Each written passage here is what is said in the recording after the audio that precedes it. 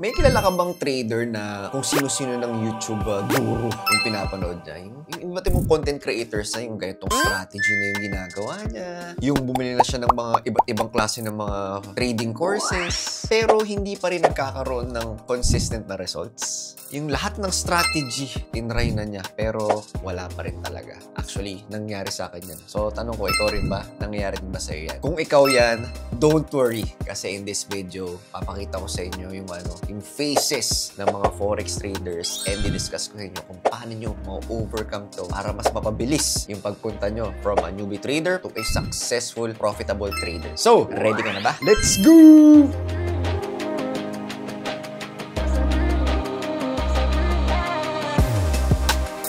So, bago pala tayo mag-start, no? Discuss ko lang yung schedule natin. Kung part ka ng TMT community, December 9 is our online Christmas party. So, syempre, may mga malulupit na mga raffle prizes dyan. And also, December 10, kita-kits tayo sa Antipolo naman. More details to follow. Phase 1, the holy grail of forex trading. So, ito yung makakita ko ng sobrang lupit na trader na ito yung strategy nyo. Tapos nakikita mo, kung yung itsura niya talaga, sobrang yaman ng itsura, di ba? Tapos, ang ganda ng relos, ganyan. Tapos nakita mo yung trading niya, nagkumikita siya ng milyon, ganyan. Tapos, syempre, maengganyo ka. Di ba? Sabi mo, kung ano yung strategy niya, yun lang din gagawin ko. Tapos, pareho na kami ng results. Usually, ganyan talaga yan, nag-start. Kasi ganun din naman ako nag-start, di ba? Syempre, may konting excitement talaga. So usually, ito yung akala na phase na akala ko madali lang tong forex. Akala ko kapag sinundan ko lang yung trades niya or yung strategy, magiging successful na. So usually, yun yung nasa uninformed phase tayo. Usually, di ba madali naman yan? Ganun. Diba sabi nga nila, the more you know, the more you don't know. The more na nagda-dive deep ka sa isang bagay, mas malaman mo na ang dami ko pa palang hindi alam. Kunyari, parang sa basketball, di ba? Dali mag-basketball. Shoot ka lang dyan eh. Pagdating mo doon, may mga play pala, di ba? Naliligaw ka sa mga play, ganito pala mag-dribble, ganyan. So, ang dami pa palang hindi alam. Sabi nga nila, the more you know, the more you don't know. Pero, important ba yung phase 1 na yan? Yes. Kasi, bago ka mag-start ng isang bagay, kailangan talaga ma-excite ka. Kailangan nakikita mo yung future mo eh. Di ba? So, kung nakikita mo yung future mo na hindi maganda, hindi ka ma-excite, hindi mo gagawin yun. Pero kung nakita mo, ito pala yung potential niya. Game ako dyan. So, maganda, nag-start ka, nag-aral ka. Nakagandahan sa phase 1. And then, phase 2. Ito na yung application. Ito na yung tinry mo na yung holy grail na strategy na akala mong walang talo. Meron pa dito yung tinatawag na beginner's luck. So, yung iba na doble nila yung account nila. In 1 month, sobrang saya nila. Sobrang na-boost talaga confidence nila. Nalaman nila na legit pala tong forex. Pwede ko tong gawin habang buhay. So, malaki pa rin yung excitement dito. Kasi, syempre, first time. Tapos, akala mo, ganun lang kadali. Buy, sell lang. Diba? So, okay lang naman din. Keep that excitement. Pero at some point, darating ka rin talaga sa phase 3. Ito na yung magda-doubt ka. Ito na yung sumamba lang ata talaga ako dito. Hindi naman pala totoo ang holy grail na strategy. Naubos lang din yung pinanalo. Or worse, nasunugan ka ng account. So yan na, iba't ibang emotions na yung pumapasok. Diba? Na parang di mo na alam kung sino sisisihin mo, nasunugan yung account mo. Diba? Di mo alam kung magtutuloy ka pa ba. Kumbaga, hindi mo na talaga alam kasi again, ang daming emotions, hindi ka makapag-isip ng maayos. Hindi ka makapag-isip logically. Pero since nga nanalo ka, diba, na-double mo yung account mo, ang mangyayari is magtutuloy ka. And then, ang mangyayari is maghahanap ka ng bagong strategy. Hindi pala working itong strategy. Dito ko. Ito, mas maganda. Diba? Tapos yung ano pa nun, yung guru na next na tignan mo, binabash pa niya yung isang guru na inano mo. Tama tama. Ganun talaga. Ganun na feel ko. Diba? And then, tinry mo. Diba? Tapos, ganun din. Back to phase 1 ka, na-excite ka, in-apply mo, kumita ka, and then, again, natalo ka, nag-doubt ka ulit. So, yun yung nagiging forex cycle. Yung nagiging trader's cycle.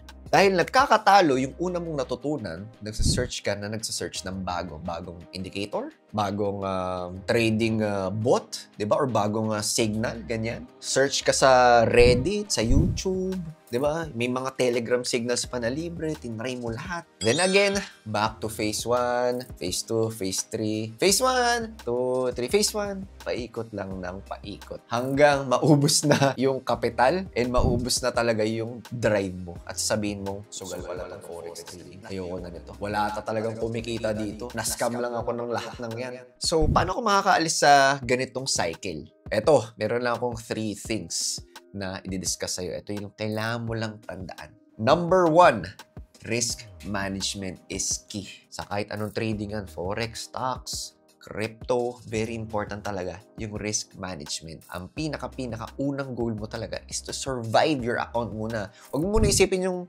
mabibili mo after 1 month or after 2 months. Darating yan. Okay, basta ang goal mo muna is i-hone mo muna yung risk management strategy mo. I-hone mo muna yung emotions mo. Minsan kasi pag natatalo tayo, di ba gusto nating ako yan, natalo kang $2. Sige, $4. Talo ko ulit. Diba? Parang gusto mo lagi bumawi ng bumawi. Okay, usually sa emotions talaga nagagalingan. So, very important. Hone muna emotions. Control muna. Hinga muna. So, para ma-hone natin yung risk management skill na yan, practice muna tayo sa demo. And then, yung mga malilit muna na live account, yan, $100 mo, $200 mo, practice ka muna dyan. Panalo ka ng $2, talo ka ng $1. Ganun lang muna. Chill ka lang muna. Okay, wala ka naman kailangang habulin. And then, kapag yun, nagsusurvive na account mo, punta na tayo sa number 2. Accepting that losing is part of your trading journey. Hindi talaga pwedeng puro birthday lagi. Diba? May mga times talaga na matatalo ka. Ito pa yung malupit. May mga times na sunod-sunod-sunod yung talo mo. Ang tanong, anong gagawin mo sa mga times na yun? Kasi pwede talaga mangyari yun eh. Ako, ilang beses na nangyari sa akin yun. Kasi may mga times sa sunod-sunod panalo ko, diba? Ang saya. Daming profits.